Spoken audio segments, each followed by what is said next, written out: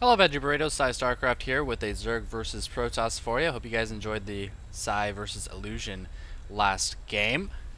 Lots of fun. I did end up losing, but you know, sometimes that happens when you've got gigantic manhood getting in your way. But anyway, in the top right we have Soloturtle as the red Protoss. He's going to be the red Protoss. And in the bottom middle we have vilePsY as the blue Zerg. That's going to be myself. Why are we not hearing any music? I enabled the music, didn't I? It's kind of weird. It's really quiet. It's very quiet. The map is Antigua Shipyard. This was played before the new ladder season. New ladder season has started. I've only played one game so far, but I do plan on streaming today for a couple hours. From 1 to 3 PST, it is Wednesday, February 15th, the day after Valentine's Day. I thank all of you for all the chocolates and roses and candies you sent me. Much appreciated. I didn't get a chance to eat any of them because I didn't actually get anything. But still, I know you guys wanted to. Just never really got around to it. So, yeah. Isaac loves me still. But Zai and I actually did something really cool yesterday. Knowing it was the new ladder season, we wanted some extra motivation to ladder. So what we did is we both started a game at the exact same time. We both rushed because it was just a placement match. It's not going to affect your score. You're not going to get plus or minus points. And we both knew we'd be placing into Master. And then we just ended the game at the exact same time. We actually did this with a couple other friends as well. And what this meant is we ended up in the same division. The divisions will completely fill until they start a new division. It's not random or anything like that. And so now Zai and I are in the same division as well as a couple other friends. So hopefully the competition will be fierce.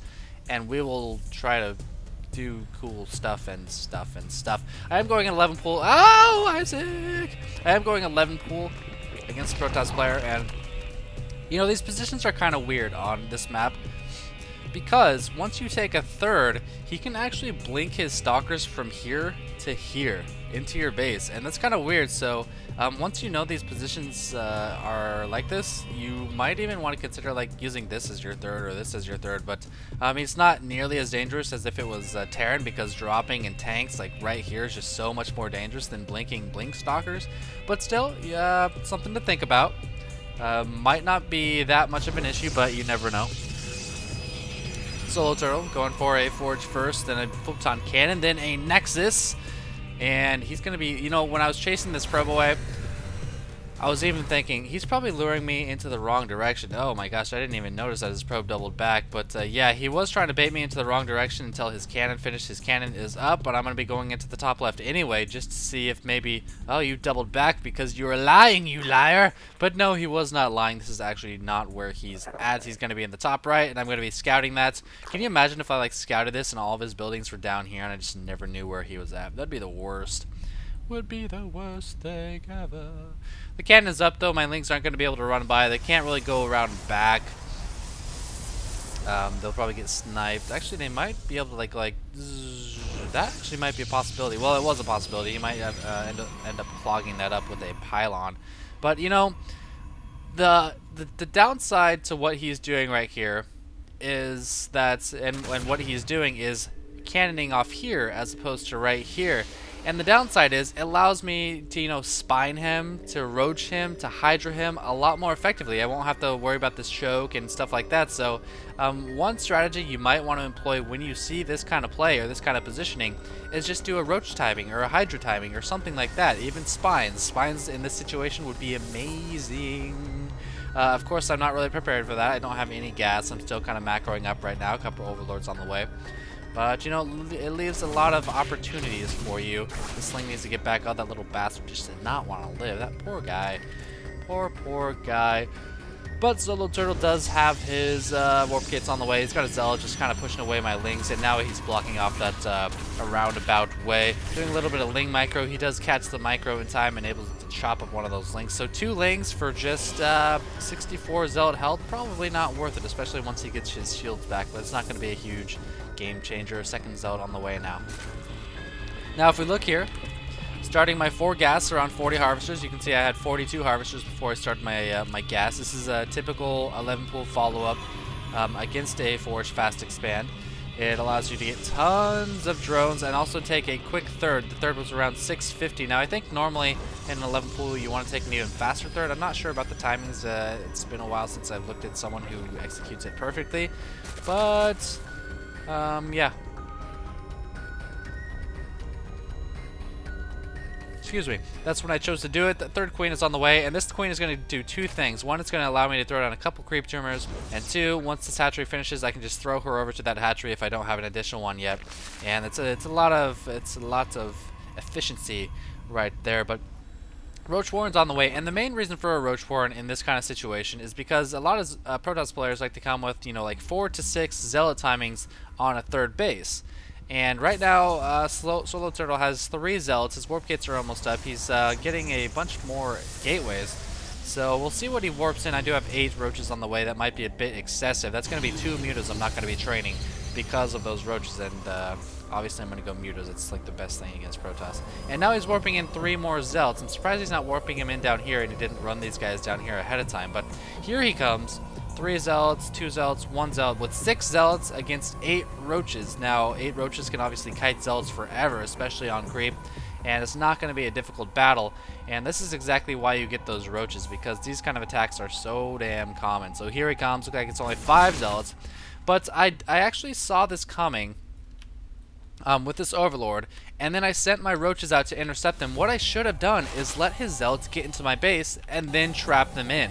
Instead, I'm only killing, maybe not even 2 zealots. I'm only killing 1 zealot when I could have killed 5 zealots. So, you know, sometimes it's not always good to just throw at your army and be like, you can't do what you want to do. Sometimes it's good to let them get inside, you know, maybe do little damage, maybe chop up my hatchery for a bit, possibly kill a drone if there's a drone there, but then finish off every single zealot. That would have been a much better idea. But, you know, I was kind of kicking myself when I didn't do that during this game. So Spire is now on the way. A 5th and 6th gas are on the way. I've got 62 harvesters, so that's just fine right there. Just kind of poking in with my roaches. I know he's probably not going to have blink or charge or anything like that right now. So I just want to poke in, see if I can get some shots off, see what kind of army he has. And I was able to see pretty much what he's going for. Roach speed as well as Overlord speed are on the way. And the Overlord speed, man, once I get that, I better use that for scouting if I'm not going to be using any kind of Overseer. Well, here's the Overseer. And looking for tech, looking for starports, robotics facilities, robotics bays, and I'm not going to be seeing anything. Stopping with the Overseer just before the Dark Shrine. Oh, I do see the Templar Council, Twilight Council, but I don't see a Dark Shrine. Here comes the Dark Templar, not really able to see them on the minimap. One is going to be going for my main, one's going to be going for my third, and one's going to be going for my natural. Actually, there's none of my natural. That's kind of weird. You'd think you'd want to get one for each base.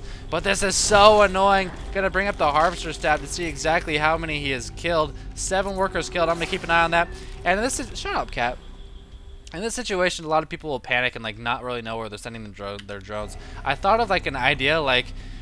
When I move my drones on my main, hotkey to 1, hotkey them to 1, get them out of the way. When I move my drones on my third, hotkey them to 2, get them out of the way. That way they can get back to mining right away. But you can see I'm kind of running around every which way with my drones. And so a bit of an overreaction here. I do have 2 Overseers.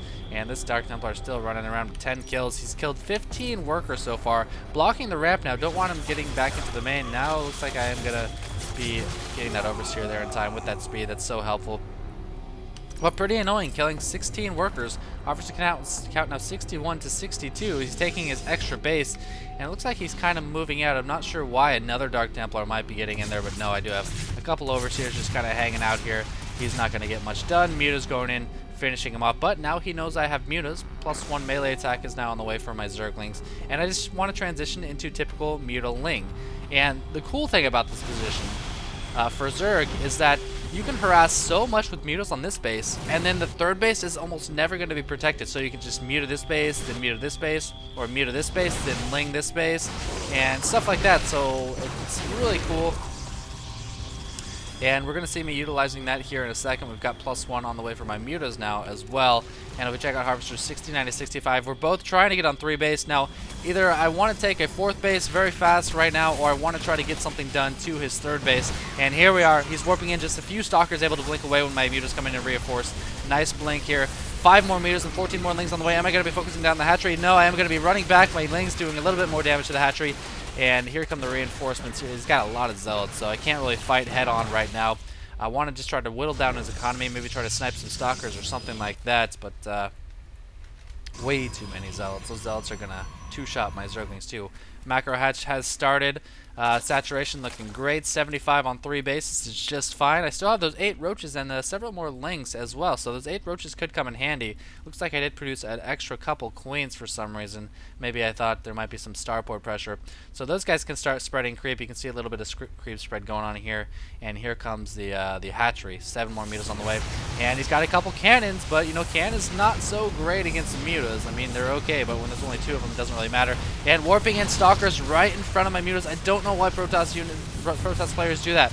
I'm just going to focus down your stalkers while you're warping them in. You can't just do that. It doesn't make any sense. +1 almost finished for both my units, so that's going to help a lot for all my little skirmishes here. Looks like my 4th expansion going up as well. 74 to 63 harvesters now. And here we go. Now I'm preparing in the middle for a double-pronged attack. He's trying to get some more cannons, not able to cancel any of them, so that's 450 minerals that he does not have now. Here come the lings while my mutas are in the main, and he's trying to get some more cannons here, but perfect timing on these lings. The +1 has completed. That's a lot of zealots, though, with these roaches helping out. I don't know if the zealots will be able to take out all these lings. These cannons might just finish. One of them will finish. The second one on the left will finish. This one's so vulnerable, though. These lings and roaches are just going to tear it up right when it finishes.